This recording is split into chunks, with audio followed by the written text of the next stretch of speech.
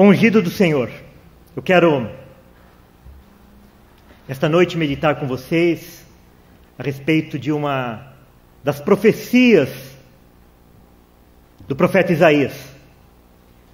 O livro de Isaías, na realidade, ele é o evangelho do Antigo Testamento. Porque Isaías, sem dúvida nenhuma, é o profeta que mais fala a respeito de Jesus, a respeito da vinda do Messias. E eu quero compartilhar com vocês nesta noite uma das profecias a respeito de Jesus, que foi entregue ao Senhor através do profeta Isaías, 700 anos antes de Cristo. A profecia demorou 700 anos para se cumprir. É por isso que Pedro, escrevendo, ele fala assim, que a palavra de Deus se cumpre, mesmo que o homem a tenha por tardia. E depois ele fala assim como foi nos dias de Noé, em que os homens se casavam e se davam em casamento, assim também será a vinda do Filho do Homem. Então muitas vezes nós olhamos lá para fora, olhamos para esse mundo, e parece que Deus está completamente ausente, como se ele não existisse. Mas a palavra dele vai se cumprir. Ele não é um rei que não reina. Ele não é um Deus que não exerce sabedoria. Ele está no controle de todas as coisas. Mesmo que pelos nossos olhos humanos a gente veja e não consiga discernir. Mas Deus, ele continua se revelando aos corações dos homens, individualmente para os homens, nos dias de hoje. Então, embora essa profecia de Isaías tenha demorado 700 anos para se cumprir, ela se cumpriu. E como se cumpriu essa profecia, todas as demais irão se cumprir. Isaías 61. Muito conhecida essa profecia. O Espírito do Senhor Deus está sobre mim, porque o Senhor me ungiu para pregar boas novas aos quebrantados, enviou-me a curar os quebrantados de coração, a proclamar libertação aos cativos e a pôr em liberdade os algemados, a apregoar o ano aceitável do Senhor e o dia da vingança do nosso Deus, a consolar todos os que choram e a pôr sobre os que em Sião estão de luto uma coroa em vez de cinzas, óleo de alegria em vez de pranto, veste de louvor em vez de espírito angustiado, a fim de que se chamem carvalhos de justiça, plantados pelo Senhor para a sua glória. Amém. Deus seja louvado pela sua palavra. Esta é uma profecia sobre o ministério de Jesus. Sem sombra de dúvida. Porque, além de nós conseguirmos identificar a pessoa de Jesus através dessas palavras do profeta Isaías, o próprio Jesus confirma esta profecia lá em Lucas capítulo 4, no início do seu ministério, que diz assim, versículo 16: indo para Nazaré, onde fora criado, entrou num sábado na sinagoga, segundo o seu costume, e levantou-se para ler. Então lhe deram o livro do profeta Isaías. E abrindo o livro, achou o lugar onde estava escrito: o Espírito do Senhor está sobre mim, pelo que me ungiu para evangelizar os pobres. Enviou-me para proclamar libertação aos cativos e restauração da vista aos cegos, para pôr em liberdade os oprimidos e apregoar o ano aceitável do Senhor. Tendo fechado o livro, devolveu-o ao assistente e sentou-se. E todos na sinagoga tinham os olhos fitos nele. Então passou Jesus a dizer-lhes: hoje se cumpriu a escritura que acabais de ouvir. Olha que coisa extraordinária. Que cena maravilhosa! Passados 700 anos, Jesus vai à sinagoga, abre o rolo do profeta Isaías, lê essa profecia, feita 700 anos antes, e ele fala assim: hoje, na vista de vocês, esta profecia se cumpriu. Que coisa maravilhosa! Então, essa profecia, sem dúvida nenhuma, ela é uma profecia a respeito da vida e do ministério de Jesus. Ela inicia assim: o Espírito do Senhor Deus está sobre mim, porque o Senhor me ungiu para pregar boas novas aos quebrantados, enviou-me a curar os quebrantados de coração. A primeira coisa que nós precisamos prestar atenção nessa profecia é que as três pessoas da Trindade estão envolvidas no ministério de Jesus. O Espírito do Senhor Deus está sobre mim. O Espírito Santo de Deus presente no ministério de Jesus. A terceira pessoa da Trindade presente no processo de salvação. Porque o Senhor, o Deus Pai, presente, enviando o seu Espírito, enviando o seu Filho e ungindo o seu Filho para exercer o ministério que ele iria exercer na terra. E também o próprio Jesus, envolvido completamente nesse ministério, está sobre mim, me ungiu, enviou-me a curar os quebrantados de coração. No domingo passado, na ministração da ceia, nós falamos sobre a participação de Jesus no seu ministério, que tudo aquilo que ele fez, inclusive a morte com que ele passou tudo aquilo porque ele quis, porque ele permitiu-se estar debaixo do mandamento do Pai.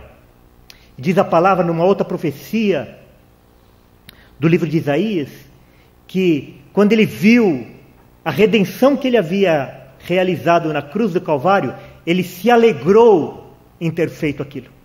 O próprio Jesus declara assim: eu entrego a minha vida e eu a tomo de volta quando eu quiser, porque eu tenho poder para isso. Então, Jesus, ele teve prazer em realizar a obra do Pai. Mesmo que em alguns momentos ele tivesse orado para que, se fosse da vontade do Pai, ele pudesse passar por daquele momento, mas que não fosse feito a sua vontade, mas a vontade do Pai. O Filho, o servo, o ungido, se submetendo inteiramente àquele plano realizado pelo Pai. Então, quando nós nos referimos à nossa salvação, nós temos que ter isso em vista, que a nossa salvação foi feita, foi realizada através do Deus Pai, do Deus Filho e do Deus Espírito Santo. O Deus Pai enviando, ungindo, o Deus Filho realizando, e o Deus Espírito Santo colocando essas verdades no nosso coração. Aqui, na profecia, Jesus está falando que ele foi ungido pelo Pai. É por isso que Jesus ele é chamado o ungido do Senhor. Esse termo ungido, ele é o mesmo que Cristo. Cristo é o termo usado em português para traduzir a palavra grega Christos, que significa ungido. Então, quando nós falamos assim, Jesus, Cristo, nós estamos falando assim, Jesus ou ungido. O termo grego, por sua vez, é uma tradução do termo hebraico, Machia, transliterado para o português como Messias. Então a palavra ungido, Cristo e Messias tem o mesmo significado. Então, quando nós somos chamados de cristãos, que significa originalmente cristinhos, significa que nós somos ungidinhos também. Porque nós temos uma missão a ser realizada. O Cristo é aquele que foi ungido, aquele que foi enviado para realizar uma missão. Ungido do Senhor. Me ungiu para pregar boas novas. Para que Jesus veio? Para quem Jesus veio? Essa é uma discussão que remonta muito antes da Reforma Protestante. Para quem Jesus veio? Ele mesmo declara: eu não vim buscar justos, senão pecadores ao arrependimento. Pois os sãos não precisam de médico. Quem precisa de médico são os doentes. E nessa profecia, ele fala para quem ele foi enviado. Quais são as pessoas que são objeto da sua pregação das boas novas. Então ele veio apregoar o fim das provações e sofrimentos. Ele diz assim: pregar boas novas aos quebrantados, curar os quebrantados de coração, proclamar libertação aos cativos, pôr em liberdade os algemados e consolar todos os que choram. Essa profecia, ela está desatualizada. Porque o que nós vemos hoje do Evangelho não são essas coisas. Hoje o Evangelho não é mais para essas coisas. O Evangelho hoje não significa mais pregar boas novas aos quebrantados. Não significa mais curar os quebrantados de coração. Nem libertação aos cativos. Nem liberdade aos algemados. E nem a consolar todos os que choram. Aqui não está presente que as boas novas é a aquisição de um carro novo. Que as boas novas não é a prosperidade material. A conquista de um novo emprego. A conquista de uma carreira profissional sólida. De uma casa na praia, de uma casa no campo. De carros importados na garagem. Aqui não está presente o evangelho da prosperidade. O evangelho dos milagres, das revelações, das unções, dos risos, do paletó, do sopro, do guspe, do suor. É bem específica. Jesus, através dessa profecia, dizendo qual é a sua missão, o que ele veio fazer, qual que é o verdadeiro evangelho. Boas novas aos quebrantados. De quem que ele está falando aqui? Quem são esses quebrantados? São aqueles que têm o seu coração quebrado e dilacerado na presença do Senhor. Aqueles que quebrantam o seu coração por causa do seu pecado, por causa da sua estrutura. Aqueles que são escravos dos seus pecados, estão algemados pelos pecados. Aqueles que choram pela sua vida, porque olham para os seus corações e percebem que os seus pensamentos, o seu procedimento, as suas ações, as suas omissões não estão de acordo com os padrões de Deus. Estes são aqueles que são objetos das boas novas do Senhor. O Senhor não foi enviado para melhorar a vida de ninguém. O Messias, uma das razões por que ele foi rejeitado, foi que eles esperavam alguém que viesse resolver os problemas do aqui e agora. Um rei que nascesse no palácio, que pudesse libertar o povo da opressão de Roma, que pudesse destruir todos os seus inimigos. E quando Jesus chega e se apresenta como aquele que veio para os problemas interiores do homem, ele é rejeitado, como ele é rejeitado até nos dias de hoje. Porque as pessoas estão em busca de uma religião, de uma espiritualidade, para resolver os seus problemas do aqui e agora. Quem que vai resolver os meus problemas das minhas dívidas? Quem que vai resolver os meus problemas pessoais, as minhas frustrações, os meus problemas de relacionamento? Quem que vai resolver esses problemas? E daí se apresenta a religião, se apresenta o evangelho como uma solução, e daí ele fica palatável para que as pessoas possam levantar as suas mãos e receber esse evangelho que não está na palavra. Um evangelho totalmente falsificado. Porque o Messias, ungido do Senhor, ele veio para pregar boas novas aos quebrantados. Aqueles que derramam a sua alma diante do Senhor. Senhor, tenha misericórdia de mim. Tenha misericórdia de mim, pecador. Todas as coisas que eu gostaria de realizar eu não consigo.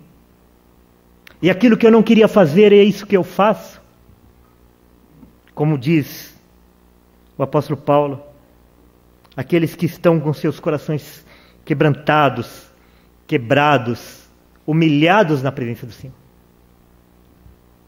Foram para esses que o Messias foi enviado. Aqueles que se sentem cativos e algemados pelos pecados. Aqueles que choram pelo seu pecado na presença do Senhor. Humilhai-vos na presença do Senhor, e Ele, no tempo oportuno, vos exaltará. É isso que diz a palavra de Deus. Você é um desses? Você é um desses para qual o Messias foi enviado? Você é objeto do envio do Messias? Você é um quebrantado de coração? Você é um cativo, você se sente um cativo por aquelas coisas que você não gostaria de praticar? Você é um algemado pela sua carne? Você é aquele que chora, aquele que pranteia pelo seu pecado? Aquele que se veste a sua alma de saco? Que passa cinza na sua pele, do modo figurado, por causa do seu pecado? Você é o objeto da vinda do Messias. Agora, se você olha para o seu coração e você vê que você não é tão ruim assim, que você merece as bênçãos de Deus, se na realidade que você precisa estar só um pouquinho melhor, saiba que Jesus não veio buscar os justos, senão os pecadores ao arrependimento.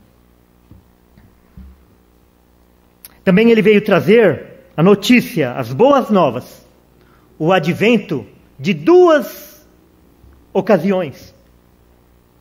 Primeiro, o ano aceitável do Senhor. Vinde! Hoje é o tempo oportuno. Quebrante o seu coração. Se humilhe na presença do Senhor. Ele está com seus braços abertos para recebê-lo. Ele está com seus ouvidos atentos. Ele está com seus ouvidos abertos. Ele não está dormindo. Lá em Isaías 55:6 diz assim: buscai o Senhor enquanto se pode achar, invocai-o enquanto está perto. O ano aceitável do Senhor, o ano da oportunidade. Em 2 Coríntios capítulo 6, versículo 2, porque diz: ouvi-te em tempo aceitável e socorri-te no dia da salvação. Eis aqui agora o tempo aceitável. Eis aqui agora o dia da salvação. Quando que é o dia de nós buscarmos a Deus? De nós quebrantarmos o nosso coração diante dEle? De nós clamarmos pela sua misericórdia? Senhor, venha em meu socorro. O dia é hoje. O ano aceitável é hoje. E ele veio para anunciar isso. Anunciar as boas novas e dizer: hoje é o dia. Venha, beba da água, coma do pão. Hoje é o tempo aceitável. Mas ele também veio anunciar o dia da vingança do nosso Deus. Deus é um Deus de amor. O Deus que ele veio em direção ao pobre, pobre no sentido espiritual, aquele que não tem valor próprio. Ele veio buscar aqueles que choram pelo seu pecado, aqueles que estão quebrantados. O seu amor, a sua misericórdia é revelada em favor destes. Mas também, ele é um Deus de justiça. O dia da vingança do nosso Deus. O dia que Deus vai se vingar de todos os seus inimigos. O dia em que ele colocará debaixo dos seus pés todos aqueles que o desprezaram. Todos aqueles que praticaram a iniquidade, que praticaram a injustiça. Isaías 11:4. Mas julgará com justiça os pobres. Quem são os pobres aqui? Aqueles que não têm dinheiro? Não. É aqueles que olham para o seu coração e falam assim: Senhor, não tem nenhum valor em mim. Não existe valor próprio em mim para que o Senhor possa vir em meu socorro, a não ser o teu amor e a tua graça. Por causa do teu nome, por causa da sua graça, vem em meu socorro. Porque quando o Senhor olha para mim, nada o Senhor encontra de bom. É esse tipo de pobre. Mas julgará com justiça os pobres e repreenderá com equidade os mansos da terra. Mas ferirá a terra com a vara de sua boca. Assim como através da sua boca todas as coisas foram criadas, também com o sopro da sua boca todas as coisas vão ser destruídas. E ferirá a terra com a vara de sua boca, e com o sopro dos seus lábios matará o ímpio. É com certeza uma mensagem que hoje não tem a menor popularidade. Hoje os homens são atraídos pelo oferecimento. Venha e você vai receber isso. Venha que você vai ter uma bênção. Venha que você vai ter uma revelação. Você vai ter uma profecia. Tem uma bênção especial para você. Mas o Evangelho de Jesus não é só isso. É o ano aceitável. Mas também vai chegar o dia da vingança do nosso Deus, em que ele vai ferir a terra com a vara de sua boca, e com o sopro dos seus lábios matará o ímpio. Matará aquele que não quebrantou o seu coração. Matará aquele que não chorou pelos seus pecados. Então as boas novas é o fim das provações e sofrimentos. É o advento de duas ocasiões, mas também é as boas novas do favor divino. O favor divino diz assim: pôr sobre os que em Sião estão de luto. Quando nós vemos essa citação sobre os que em Sião estão de luto, nós podemos lembrar 3 ocasiões. Uma de Jó, que quando ele estava passando por todas aquelas provações, ele raspava as suas feridas com caco, totalmente humilhado na presença do Senhor. Nós também lembramos de Davi, quando Natã chegou para ele e falou sobre o seu pecado. E por causa daquilo ele se vestiu de sacos e se cobriu de cinzas para demonstrar o luto com que estava em seu coração por causa do seu pecado. Nós também lembramos quando o profeta Jonas foi pregar em Nínive, uma cidade completamente pagã, e ele falou: em 40 dias essa cidade será destruída. Em 40 dias essa cidade será destruída. Em 40 dias essa cidade será destruída. E foi esse o evangelho que ele foi pregar lá. Passava e pregava. Em 40 dias essa cidade será destruída. E o que o rei, os habitantes daquela terra, todos fizeram?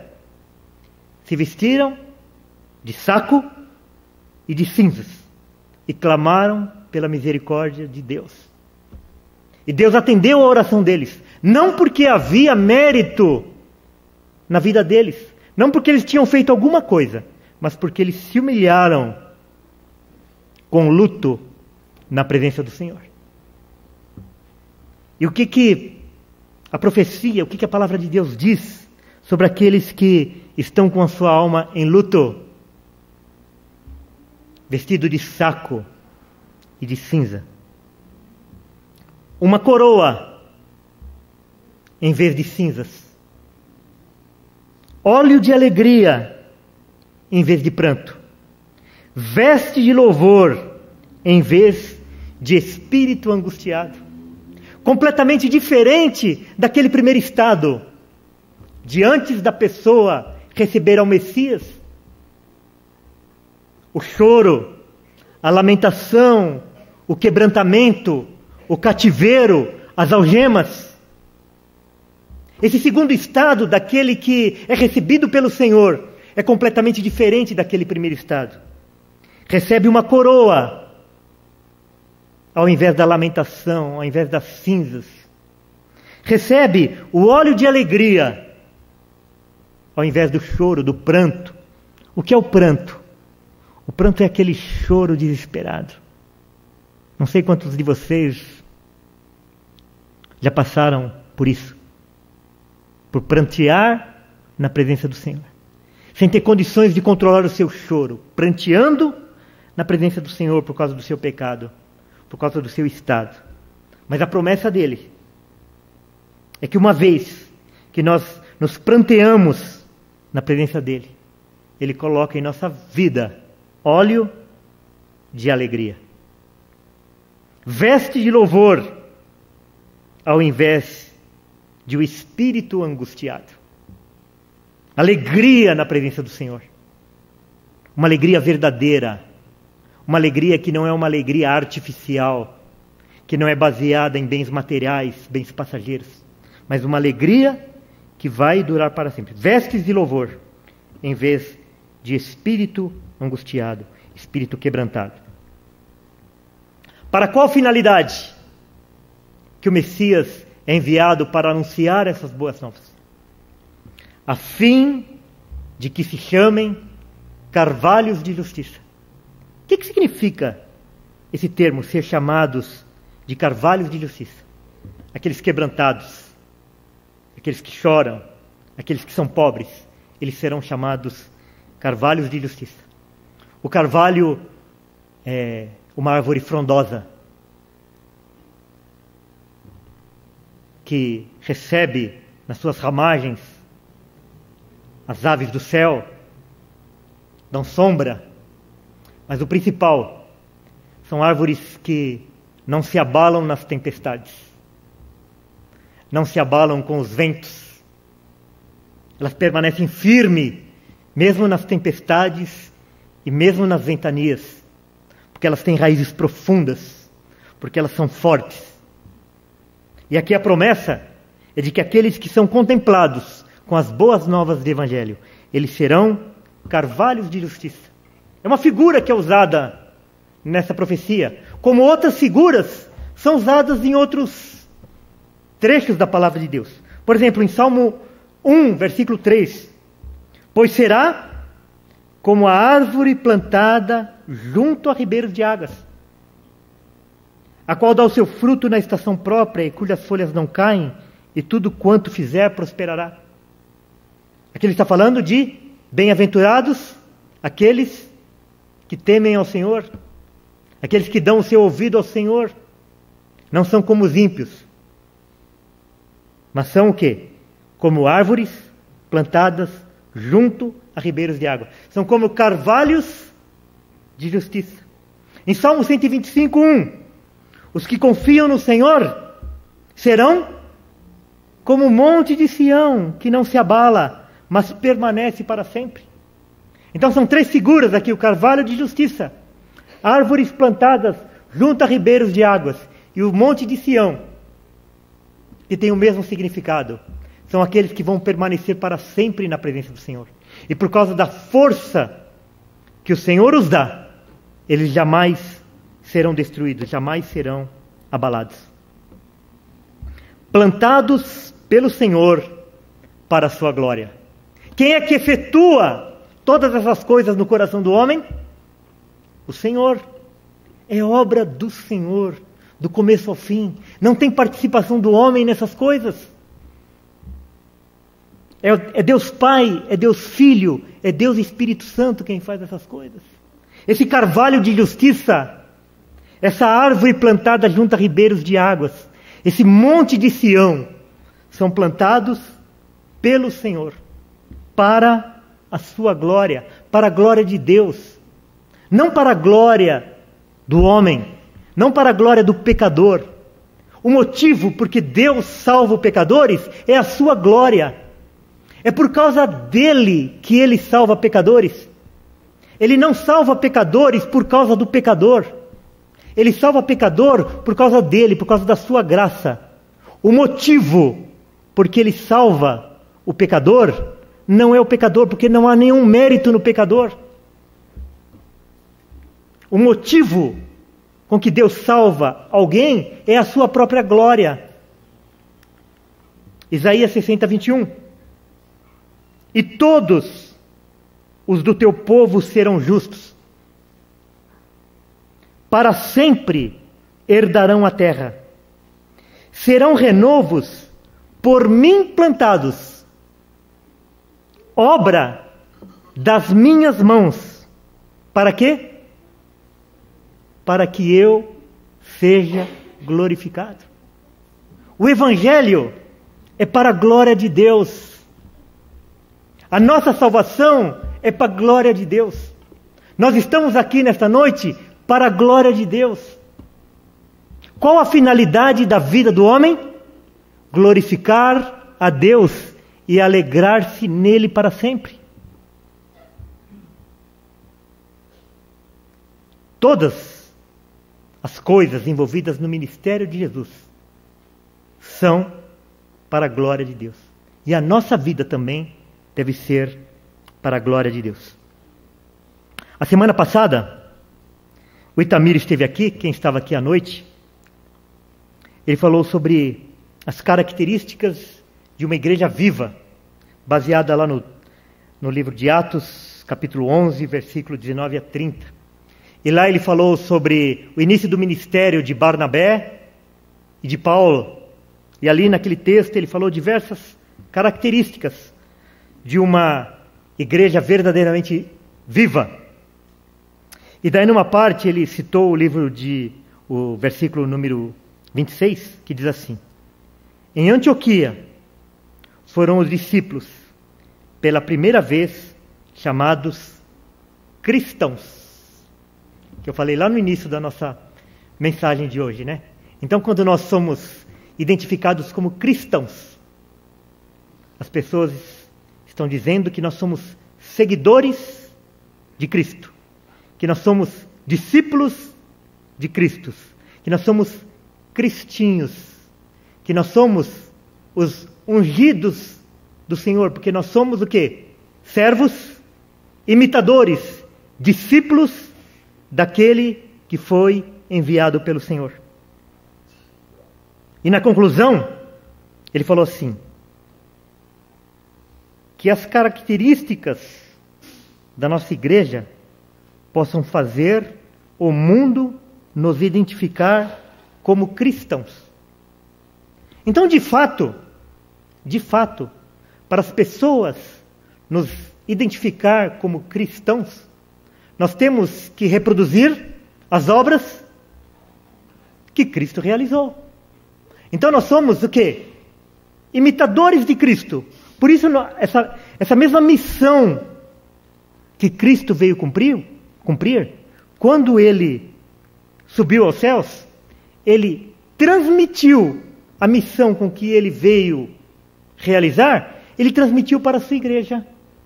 Ide, portanto, fazei discípulos de todas as nações, batizando-os em nome do Pai, do Filho e do Espírito Santo. De quem que ele recebeu aquela missão? Do Pai e do Espírito Santo, e ele estava completamente envolvido, né? Pai, Filho e Espírito Santo.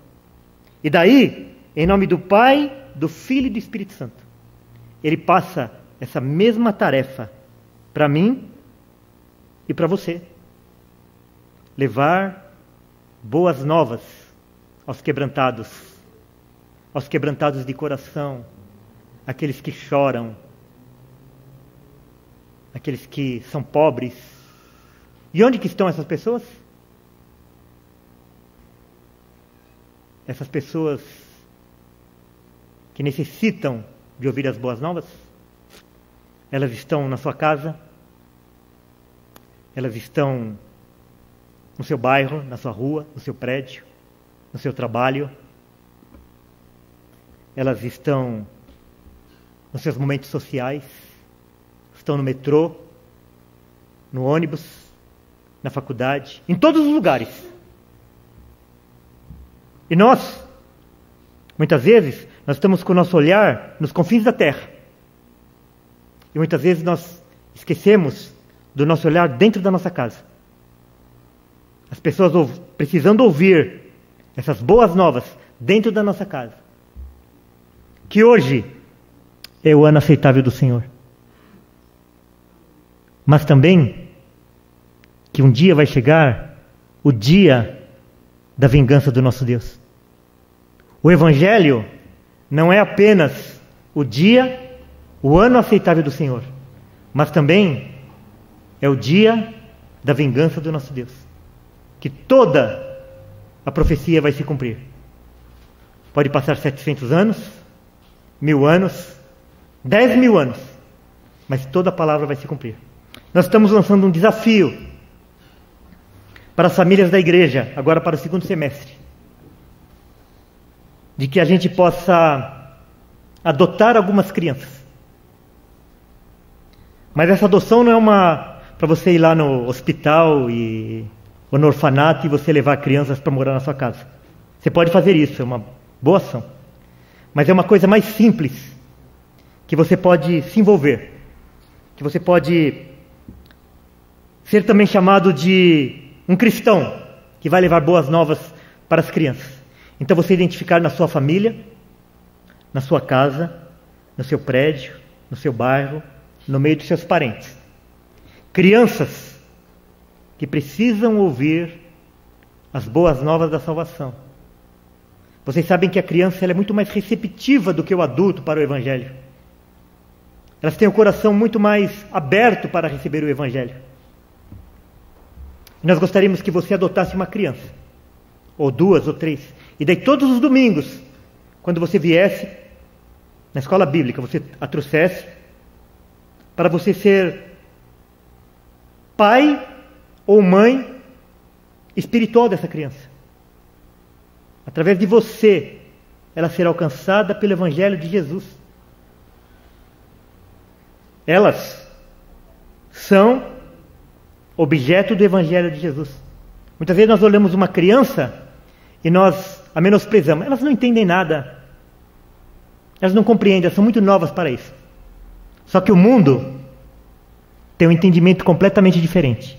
O mundo acredita naquele texto que diz assim: ensina o menino no caminho que ele deve andar. E eles estão fazendo isso.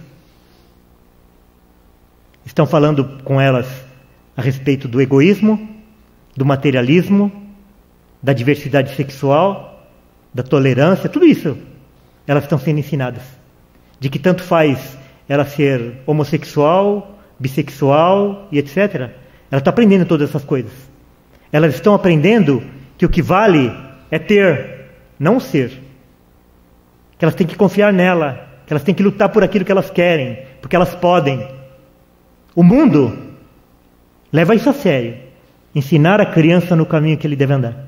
E muitas vezes, nós os cristãos, nós menosprezamos esse ensino. Ah não, quando ele tiver mais idade, daí eu ensino. Não. Desde que chega do hospital. Nós vimos aqui um dia esses vídeos de uma mãe que lia a palavra de Deus quando ela estava grávida. Ela começou a ler a Bíblia para a criança. Desde que ela estava grávida. Ela lia e lia a palavra de Deus para a criança. Ensina a criança no caminho que ele deve. Então eu gostaria de deixar esse desafio com vocês, com cada família da igreja, com cada pessoa da igreja, para que você orasse diante do Senhor e fizesse essa adoção espiritual de crianças, para que elas recebessem o Evangelho de Jesus. Mas não somente elas, as pessoas da sua casa, os seus vizinhos, seus amigos, seus colegas da faculdade, da escola, do trabalho. Quem sabe, no meio desses, tem essas pessoas pelas quais o Senhor foi enviado para pregar as boas novas. E você vai ser um instrumento na mão de Deus para alcançá-las.